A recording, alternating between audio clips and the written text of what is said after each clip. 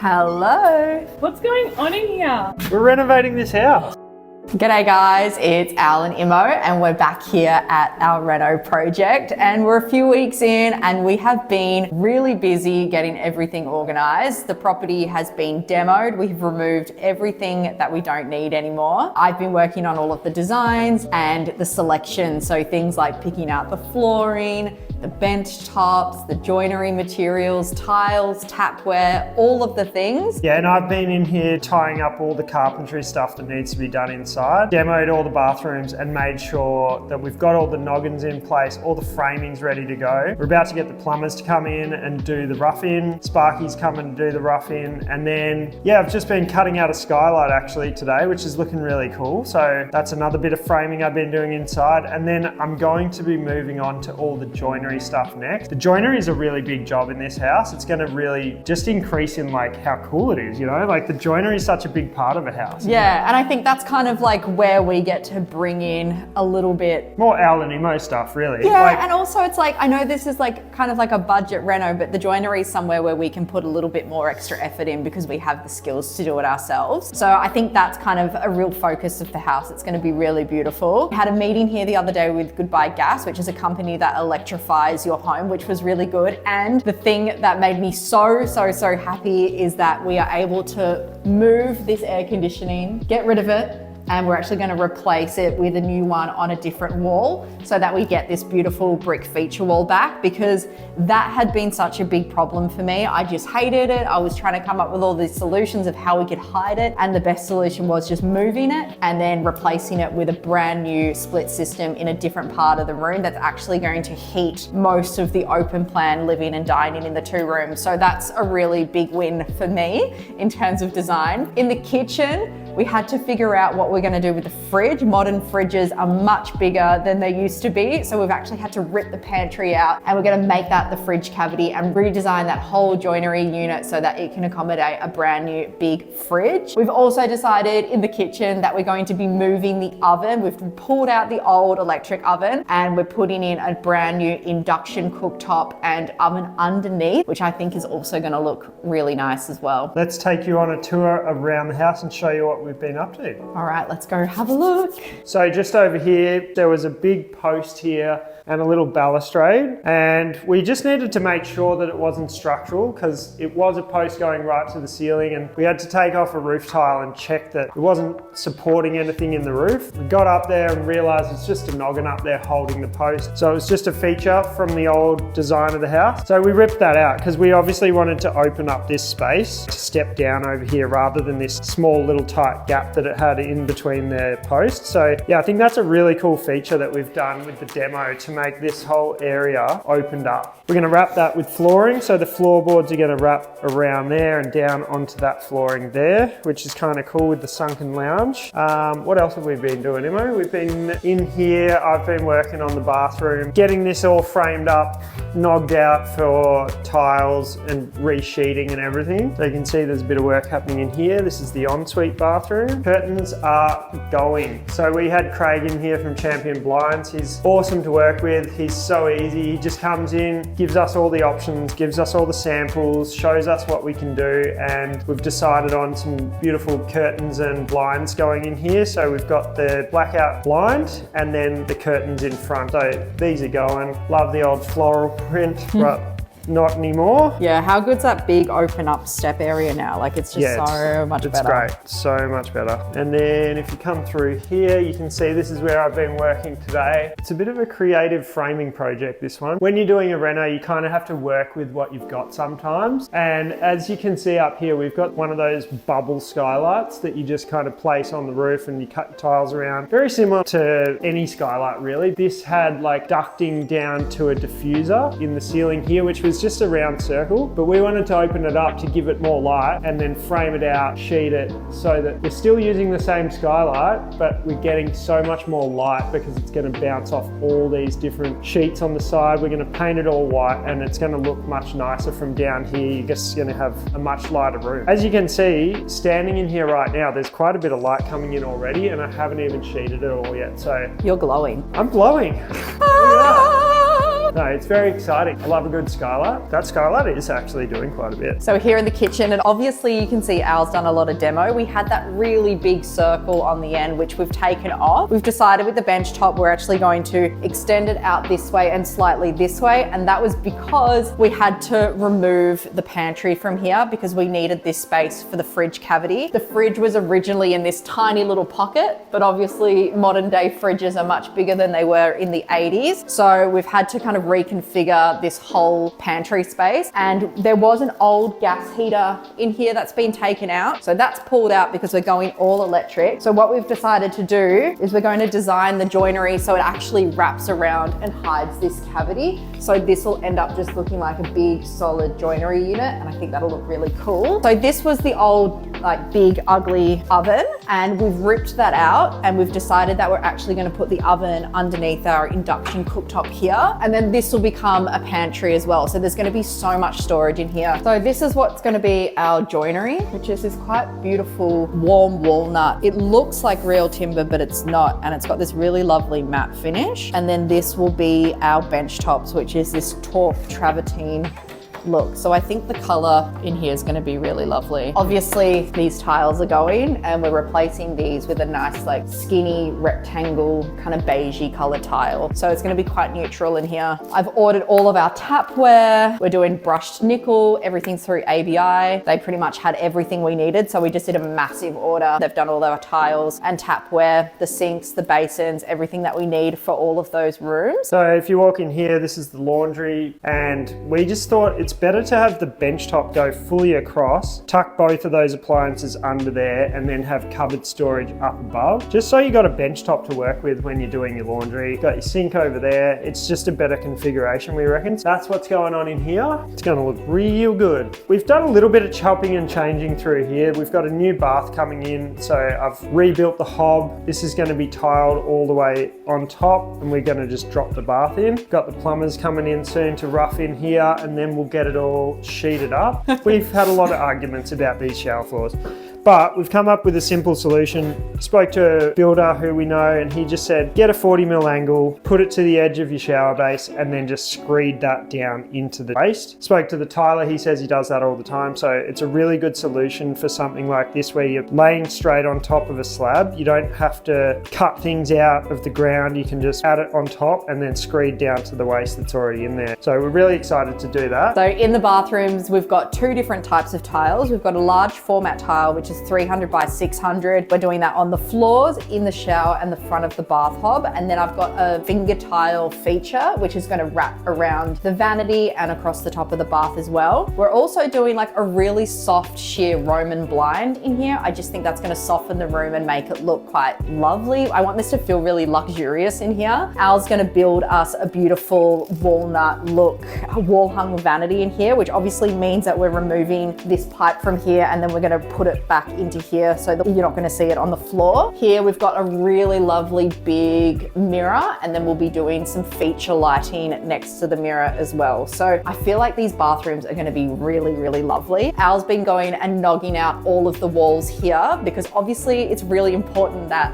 we have some structure behind all of the towel hooks and towel rails. There is nothing worse than going to a house and like going to grab the toilet paper and the thing just pulls out of the wall. We just want to make sure that what we're doing here is proper and that the house is going to stand the test of time. As you can see around me, there is no kitchen anymore. It's just empty. The whole floor is empty. We've basically just cleared out the whole house because we're getting ready to get the floors sanded and re-leveled, because we had a guy here looking at the floors who's going to lay the floor for us, and it's pretty up and down, so we're just going to spend that extra money to get it perfect so that we have peace of mind. Flooring is warranted that way as well. We thought about keeping the kitchen carcasses and reusing them, but there was so much damage throughout. The more we pulled apart, the more we were like, this is just not worth it. There was a lot of damage, especially in the wet areas. There was just so much swelling of the MDF and stuff. So we just decided this is not worth it. Let's just build it fresh. It actually doesn't take that long to build carcasses, and melamine's pretty cheap. So yeah, we're going to do that. We're going to just redo all the kitchen joinery from scratch, and laundry and the bathroom vanities. Everything's going to be brand new. All right, hot tip, fill in the skip.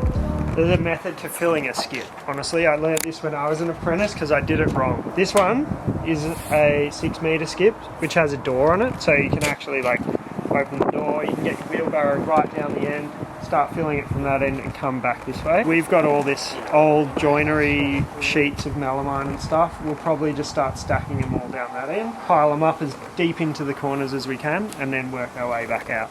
Over here you can see we've been testing out some paint samples. We're going with this creamy colour by Tint Paint, which is a version of their cream. We chose that to go throughout the whole house, and we're going to do it pretty much ceilings, walls. The architraves, we ended up choosing this one, I think it was, Couch Potato, which is kind of like this grey beigey colour for all the trim. So that's going to be all our architraves, all our window sills, skirts throughout. No, we're actually doing the cream on the skirts as well, which is a bit of a like, oh, what are we doing there? Imo's got her own ideas of how she wants things done. We're just going to do what Imo wants to do. She's the one controlling the design of this house, and I actually agree. I think it's going to look really good. So I'm here in my studio and I thought I'd show you a bit of the process of how I made the selections for this build. I am not an interior designer. This is definitely very new to me, particularly picking this many things.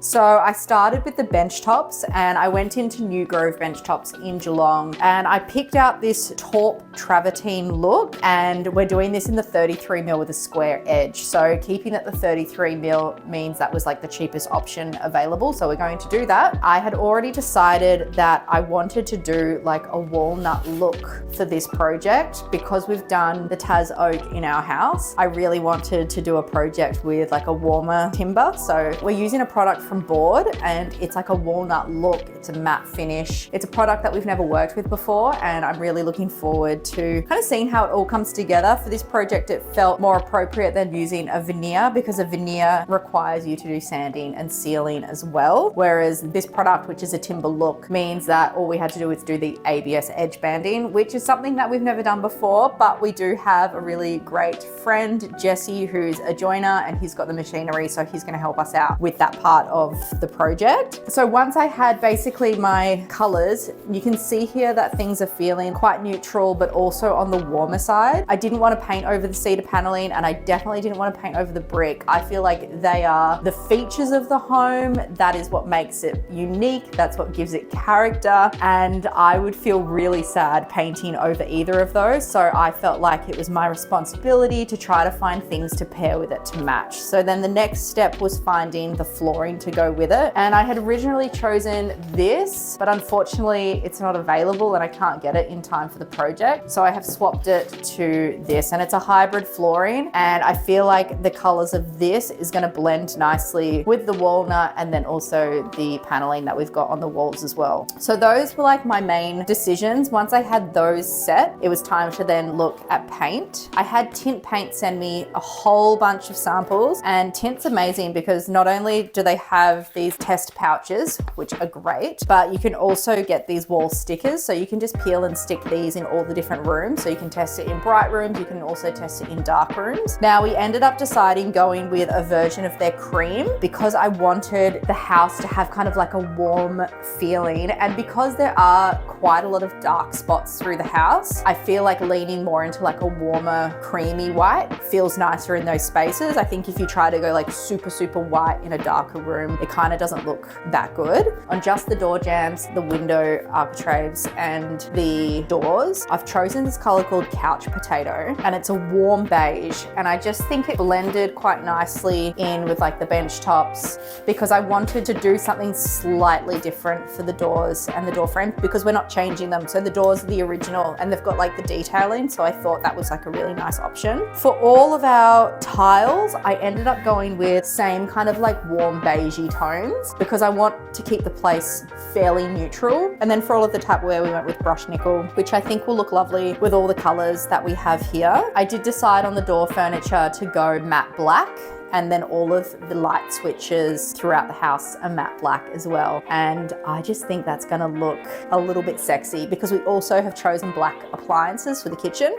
And then we have the white washer and dryer in the laundry as well. The next thing was lighting. I actually went into Beacon and I saw some light fixtures that had this like amber glass. And I don't know why, but I just had this like gut feeling that they were perfect for this house. And it was almost like seeing those light fixtures, I kind of just saw everything fall into place. It was like, okay, cool. Now that I've got that to kind of base the design and the style off, it gave me a really good kind of idea of the direction that I wanted to go when it comes to styling and staging the house. That's what I'm kind of next working on, is the furniture that's going to go in it. But yeah, I'm pretty happy with all the decisions. I think it's going to look really beautiful. So I've cut this out and sheeted it. It's ready to be kind of like corked and painted almost. And it's really bringing in a lot of light. Like there's no lights on in here at the moment. It's a nice sunny day outside and it's just like reflecting all this light down this shaft into the kitchen. Yeah, it's a really good result. I was uncertain because the skylight itself up on the roof is only, I think it's like a 400 diameter circle with one of those domes on top. But then I've opened it up here to be like 1200 by 600-ish. And it's just amazing the amount of light that's coming in right now, isn't it? So I kind of figured out that I could go between these ceiling joists and then the rafters are running that way. So as you can see, there's like a little square section up the top. I came down to hit the bottom of that rafter and then just angled it out to these as far as I could. So yeah, it was kind of just chopping all these different bits of timber up in there. There was no plan for what I was doing. It was just kind of like, let's just get those corners to go up into that circle there. And it looks pretty good, I reckon. So a couple of the challenges that I have been facing recently with this project is just trying to juggle everything. So we're running this reno project at the same time as also running our furniture business. So making sure that all our customers are getting their furniture still delivered on time. Also making sure that we still have sales coming through of our furniture so that we can keep cash flow. The other challenge would be is that we're working with Tom and Jack, who are amazing. The boys are working with us. They're super keen, but we're on totally different schedules. They can only work weekends because they work full time. We can only work weekdays because we've got our girls home on the weekends. So we've had a few meetings where they've come to our house at 7:30 p.m. at night to sit through and talk through scheduling and budgeting and all of those things. So they've been so great at being flexible around us as well. But yeah, like if we were back in our 20s, pre-kids days, we would also be here every single weekend as well, but that's just not the reality when you're trying to juggle all the things. The other thing would be is just managing a renovation project. I've never done this before. It's something that's very new to me, making sure we're scheduling, everything's running on time, dealing with all the different trades, getting all of the quotes through, looking through the budget, keeping spreadsheets on everything. I'm learning so much throughout this process. I found myself waking up in the middle of the night, wondering if I've picked the right paint color, if I've ordered enough flooring, if I've ordered enough tiles. There's just all of these things to constantly keep thinking about. So many decisions to be made when doing a project of this scale. So we've had a bunch of stuff arrive from Bowen's this week. We've got a bunch of timber here. We've got some laser light roofing, which we're replacing this whole roof up here. Got a door here that we're going to replace over here for the garage. We've got all our battens for the fence that's going just over here. And yeah, we got some more materials coming next week from Bowen's as well to finish off all the sheeting inside the bathrooms like I just showed you, and just the rest of the stuff we need for the job carpentry wise. So yeah, we're getting there. Things are moving. Things are moving. Keep watch.